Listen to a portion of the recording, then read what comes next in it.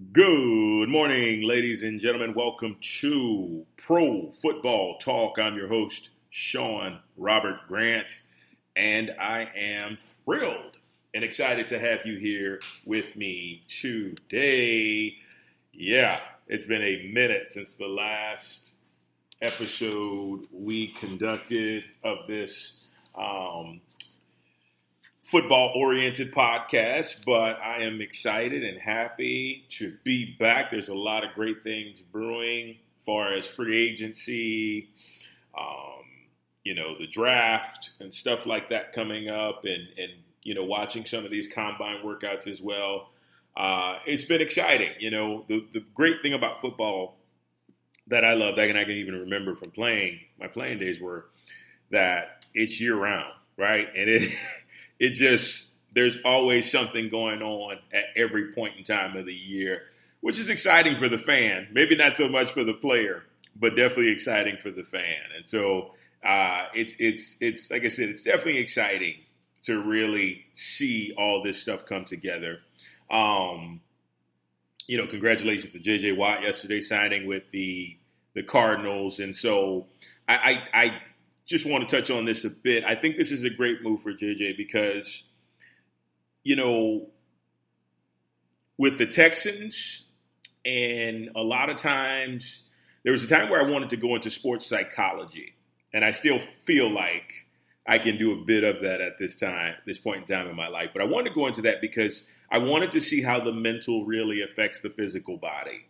And I think in Houston, much like you see what's going on with the saga of Deshaun Watson right now, there was just too much mental and emotional turmoil unfolding in that organization. And I feel like his body accepted the brunt of it, right? Especially as a leader, you want to take the burden for your teammates. But, oftentimes, psychologically, mentally, that's not a good thing because that really takes a toll, and then you look at how the mind is related to the body, and you look at some of the injuries he had, his back, I think multiple times went out, and that just means that you're carrying the weight of the world on top of you, and you need to let it go. So I think mentally and emotionally, Arizona is a great headspace for J.J. Watt, and I think you're going to see him really come alive here in these next 2 years and really sort of get back to that form. So I'm excited to see that because I think, like I said, we always think that it's just physical when it comes down to professional athletes, but it's also an idea of mind, of emotion, of how relaxed they are when they're doing their thing, how much they can get into the zone, because the mind affects the body completely. All right? Speaking of which, Drew Brees, my man Drew Brees. All right, what we have here. So, I'm not gonna lie to you. I'm a Saints fan, right? For the sake of this podcast, I'm gonna go objective, and I'm gonna really and truthfully, see what is going on here as it relates to our man Drew. All right, so let's just start off from the top. That last game in New Orleans against the Bucs was not the greatest shining moment for Drew Brees. As a matter of fact, it was probably one of his worst performances that you could ever remember. And, to give the guy the benefit of the doubt, because he doesn't complain, he doesn't, make excuses for anything. He had a torn rotator cuff. He was dealing with, the rib issue and the lung issue and all this stuff. And, it weighs on you. And we just talked about mentally being in a space to where your body can thrive. And, I think for Drew, for a long time, that space was really strong. That space was really, really something of a stalwart. It had a great foundation. But I think as he got older, right, and it's not even a case of, his physical body not being able to withstand, everything because he's proven that it can, right? The guy was playing at a high level at the age of like 40, 41. So, and he still is. Like, I really feel like he can still get out there and compete, as long as he stays healthy. But I also feel like mentally, what's transpiring mentally here is we're finding that, much like I mentioned with J.J. Watt, if a player isn't fortified mentally and emotionally, the body breaks down, right? So enter Tom Brady, okay? You can say whatever you want about Tom Brady. Tom Brady does as much mental, emotional, psychological training for the game of football as he does physical. Tom Brady has a mind of steel when it comes to his body, when it comes to his ability to compete, right? And so you would think after that last season in New England that he had, that this was a guy who would have just kind of, said, well, I guess I'm done. But no. He regrouped. He knew that he could play. He knew he took care of his body, and he was going to show the world that he could still play. And I mean, he really did this year. Like, they picked it up and they did well. It's pretty amazing to see that, to see a guy that age. And I know we always put stigmas and stimuluses on age, but the fact of the matter is, and it's getting back into that sports psychology thing, when you make up your mind to do something, and you can support that something with an emotional aspect and a mental fortitude, you can do it no matter what. You may watch this guy play until he's 50 years old. I feel like it's going to come a time where he's just going to walk away from it. It won't even have to be where he gets knocked out or anything, because the man is doing the optimal when it comes to taking care of his body, right? So I can remember playing football, playing organized sports, and it was always about the guys who took care of their bodies the best that were in the very best position to succeed and succeed over a long period of time, right? One person comes to mind was Joey Galloway. And Joey Galloway really took care of his body, because I can remember he tore his ACL in Dallas and then literally came back and played 10 more years. And he played a total of 17, 18 years in the league, and that was just not something that you saw on a regular basis from guys. But when guys really become gurus and passionate about everything that comes into play with being a professional athlete, that's where you see the difference, okay? So not to get too much off topic with Drew Brees, the thing I was getting at was Drew's getting older. The city of New Orleans is expecting another championship, right? As they always do, and they want it every year. But the reality of, you can't win every year. It's just not, The problem is you win one and you get so spoiled, and then you become good and you get really spoiled. But then when you can't get back to the Super Bowl, you become even more spoiled. But then all of a sudden, if your team begins to fall to the bottom of the NFL rankings, then you're kind of like being nostalgic about the days when you were winning, right? So that's kind of where we are in New Orleans with the Saints, right? But I know it's the pressure that weighs on Drew. Like, there's no ifs, ands, or buts about it. Like, he wants to give New Orleans, the city of New Orleans, a Super Bowl just as much as they want it. But with that comes pressure, and with that comes with itself an unimaginable amount of pressure on one individual. Because what you see, and you see this when he plays a lot of times, when he plays terrible, this is what you see. You see him trying to do it all by himself. Drew Brees is a Hall of Fame quarterback, someone I would pick in my top 2 or 3 every single time But I think his problem is much like Brett Favre used to be, when he shoulders the load by himself and he tries to do that, he really messes up, right? His greatest attribute is when he can get everybody involved, and Kamara's running the ball, Murray, Michael Thomas is catching passes, the tight ends are involved. That's his greatest. That's his greatest attribute is allowing his teammates to get in. Because guess what? You don't have to do it all by yourself. The Saints are good enough now to where you don't have to be the star. But it's hard to sometimes get that mentally and psychologically down, right? So, Drew Brees. I don't know if you've seen that video yet, but he's working out with Todd Durkin. And, I'll be honest with you.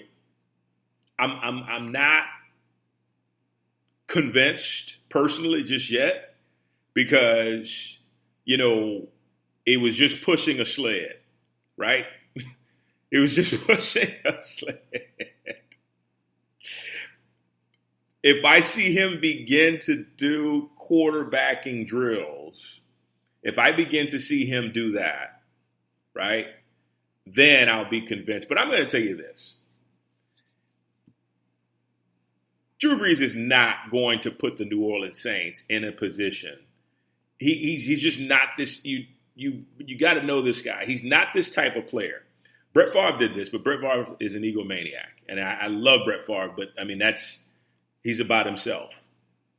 But I know for a fact Drew Brees and Sean Payton are too close for Drew Brees to put the Saints in a position where they can't go out and get a quarterback or can't begin to groom the quarterback of the future. So I can tell you right now, the New Orleans Saints organization, Sean Payton, Mickey Loomis, Gail Benson, they already know what he's planning to do, right? They already know. So it's just the public waiting to see how this saga is going to play out. But I guarantee you they already know, because they're too close. The parties are too close for Drew to wait until right before training camp to say, okay, I'm coming back. And even if he does do that, you can bet your ass that he has been training as a quarterback the whole offseason long, right?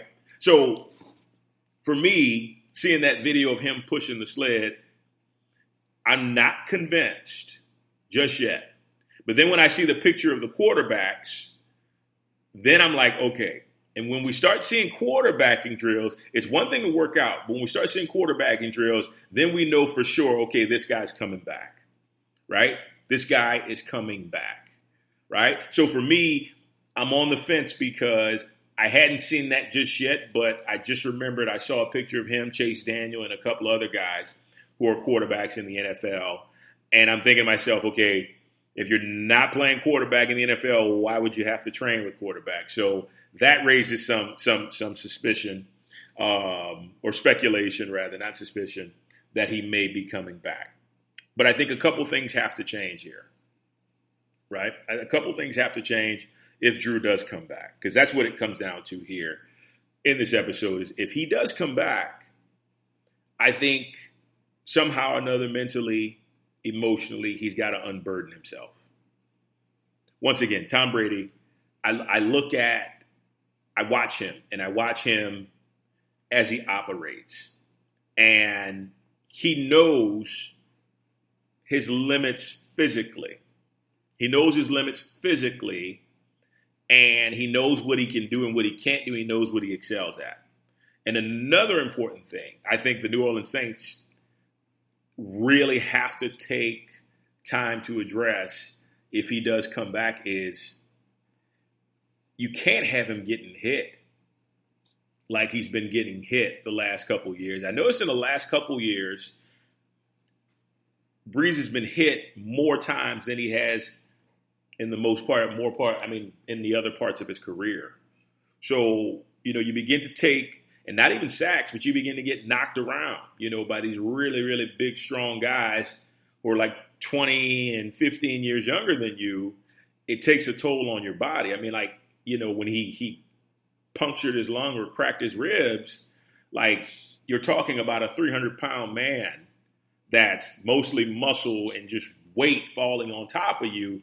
It becomes a situation where it's like, okay, that is, wow, that can be intense, right? That can be a really, really intense situation to be in.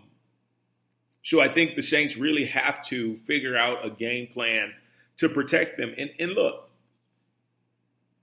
in all honesty, that's a lot of different short throws. That's a lot of different opportunities for him to get the ball out on time, not taking too many drop steps back, cater it to where the man can not only stay healthy, but he can get rid of the ball quicker, and he's not holding on to it to where he has to take so many blows, right? So you got to make it a point as a person for the organization of the Saints.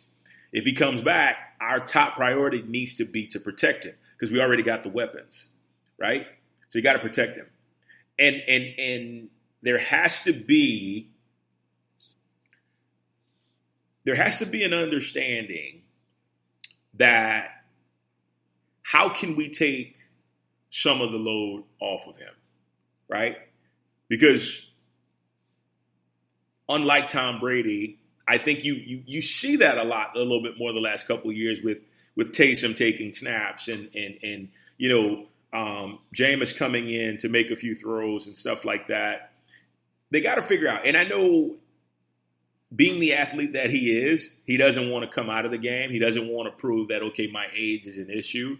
But I think it's like, okay, what's best for the team? What's best for the team is keeping Drew healthy enough to be able to make all the throws that he needs to make as it relates to, going throughout the season, right? The main thing is just keeping him healthy. And how do we keep him healthy? We kind of take some of the load off of him. Let those guys that have that skill set and bring something different to the table, let them get in there and really begin to take some of the pressure off of Drew. That way, Drew knows it's not completely on his back to lead this team to victory. A big part of it is, but it's enough to where it can keep him healthy, right? So I would love to know your thoughts on this. I would love to know, your insight. I was thinking of maybe doing a poll to see will he retire, will he won't. I know I said at the beginning of this, like, I'm on the fence. And yeah, I still feel that way because I know as a competitor, and especially when you play this long, it's not easy to just turn it off, right? And just change up your life. But I also know that personally, enough serious injuries will make you say, okay, I don't want to put my body through this anymore.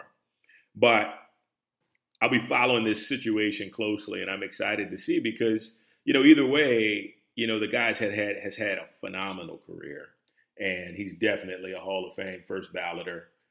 And I don't think there's anything we could ever take away from him, regardless of what happens. But, it'd be interesting to see. But trust me, mark my words, the Saints organization already knows what he's going to do because they've got a game plan, right? They spend year-round. Coaches spend year-round game planning, scouting, getting out different players about what they want to do and different schemes that they want to do. So they already know. Sean Payton knows. Mickey Loomis knows. The Saints ownership knows what Brees is going to do. And I can bet you without a shadow of a doubt they're preparing for that now, whether that be, with Brees, without Brees, Jameis, Taysom, drafting a quarterback, free agency, whatever it is. Russell Wilson, you hear that stuff going on. I don't think Russell Wilson's going to leave Seattle, to be honest with you. But it'll be interesting to see how this plays out. So that's all I got for you today, guys. With that being said, let me know your thoughts. Let me know your thoughts on what you feel like Brees is going to do. I'd be happy to know how everybody else is seeing this whole process and what they think it's going to play out or how they think it's going to play out. So with that being said, guys, have a wonderful day. We will talk soon. Take care. Bye-bye.